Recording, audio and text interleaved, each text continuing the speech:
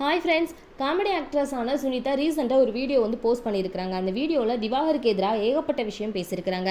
Cook with Comali season 7ல் சமீபத்தில் ஒரு பெரிய இஷ்யூ உருவாகி இருந்துச்சு. திவாகர், கானா வினோத், புகழ், மாக்கப்பா ஆனந்த் அவங்க மேலே போலீஸ் ஸ்டேஷனில் ஒரு கம்ப்ளைண்ட் கொடுத்துருந்தாரு.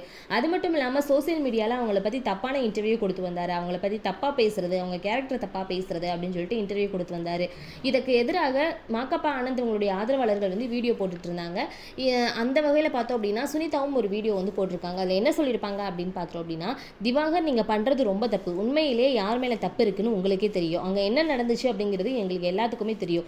இருந்தும் இப்போ ஏன் நீங்கள் தவறான செய்தியை பரப்புறீங்க எனக்கு சுத்தமாக புரியல. அன்றைக்கி நீங்கள் ஒரு மிஸ்டேக் பண்ணியிருந்தீங்க, அதை கேட்க போய் தான் பிரச்சனை உருவாச்சு. இதில் நீங்கள் எப்படி அவங்கள தப்பு சொல்லலாம்? மாக்காப்பா ஆனந்த் பற்றி எனக்கு நல்லாவே தெரியும். ஆனால் அவர் குடிச்சிட்டு தான் வந்திருக்கிறாரு அப்படிங்கிற மாதிரி நீங்கள் சொல்கிறீங்க. அவர் எனக்கு பல வருஷமாக தெரியும். ஒரு நாள் கூட அவர் ஷோக்கு அந்த மாதிரி வந்தது கிடையாது.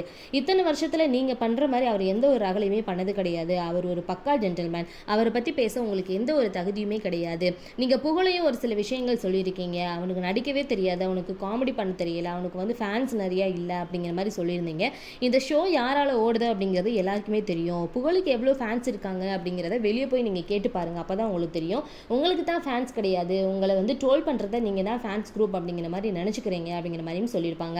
அது மட்டும் இல்லாமல் செட்டில் என்கிட்டயே தேவையில்லாத விஷயங்கள் பண்ணியிருக்கீங்க. என் கையை கீறி இருக்கீங்க, நான் வெளியே சொல்லலை. நீங்கள் ஃபன்னாக ட்ரை பண்ணுறீங்க, ஆனால் அது தப்பாக முடியுதோ அப்படின்னு சொல்லிட்டு நான் எதுவுமே சொல்லவே கிடையாது. ஆனால் நீங்கள் அதவே தொடர்ந்து பண்ணுறீங்க. சமீபத்தில் நிஷா ஏன் அவங்க ஐடியிலேருந்து வீடியோ போடலை அப்படிங்கிற மாதிரி கேட்டிருந்தீங்க. கண்டிப்பாக எல்லாத்துக்குமே ஒரு லிமிட் இருக்குது. அந்த லிமிட்டை நீங்கள் தாண்டாதீங்க. இல்லைனா குக் வித் கோமாளியில் இருக்கக்கூடிய எல்லா பெண்களும் சேர்ந்து உங்கள் மேலே நாங்கள் கம்ப்ளைண்ட் கொடுக்க வேண்டியிருக்கோம். அது உங்களுடைய கரியருக்கு ரொம்ப டோட்டல் ஸ்பாயில் ஆயிரும் அப்படிங்கிற மாதிரி சொல்லி வார்ன் பண்ணியிருக்கிறாங்க.